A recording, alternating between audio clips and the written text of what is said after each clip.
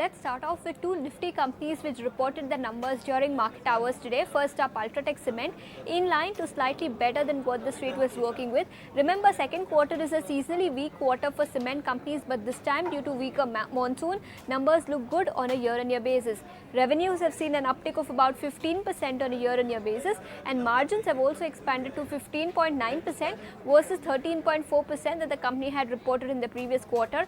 The management commentary is also very strong with respect to market and demand outlook, and hence the stock ended the day with an uptick of nearly 3%. Nestle, meanwhile, also reported its numbers during market hours, better than what the street was working with. Volumes are a bit disappointing.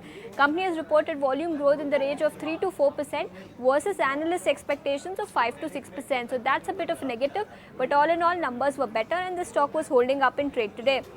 Let's also talk about Shakti Pumps. The stock was locked in upper circuit of 20%. This was on the back of an order. The company said that they've won order worth about 1603 crores from Maharashtra State Electricity Distribution Company. So on the back of this order win that came through, this counter was locked in upper circuit in trade today. PayTM, meanwhile, Jefferies came out with an initiating coverage note on this counter with a target price of 1300. The stock currently trades at 950 odd levels. They say that the outlook looks very strong and the valuations are very attractive. So on the back of this Jefferies report, PayTM was also gaining as much as 2.5 to 3 odd percent.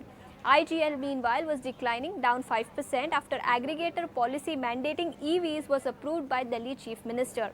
Bandhan Bank, meanwhile, was also reacting to its numbers. The stock was down 4%. Asset quality has deteriorated in the quarter gone by, and the miss on profitability and amid sluggish NII growth was a key disappointing factor this quarter.